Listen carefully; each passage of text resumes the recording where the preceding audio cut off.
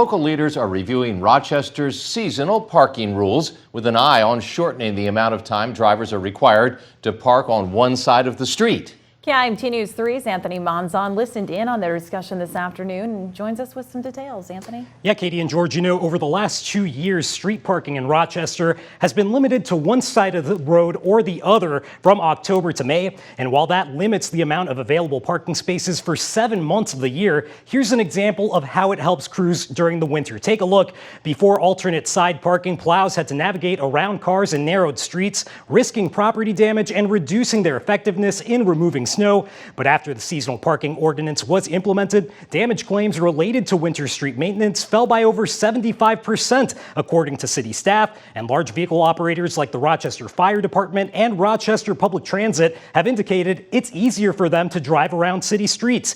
But with multiple council members wanting to see alternate parking season shortened, the Public Works Department is recommending starting the season November 1st and ending it April 1st. Here are some of the pros and cons they say would come with that change.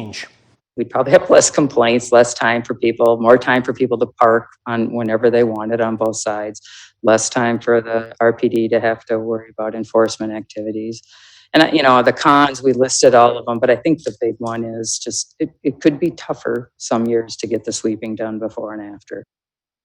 And you just heard it alluded to, part of the trade-off of a shortened alternate parking season is less time for crews to sweep streets before and after winter months, which helps prevent pollutants from entering rivers and streams, in addition to keeping our roads looking nice and tidy, Katie and George. All good points. Thank you, Anthony. City Council members will use the information presented today to weigh whether to make any changes to those seasonal parking rules as they now stand.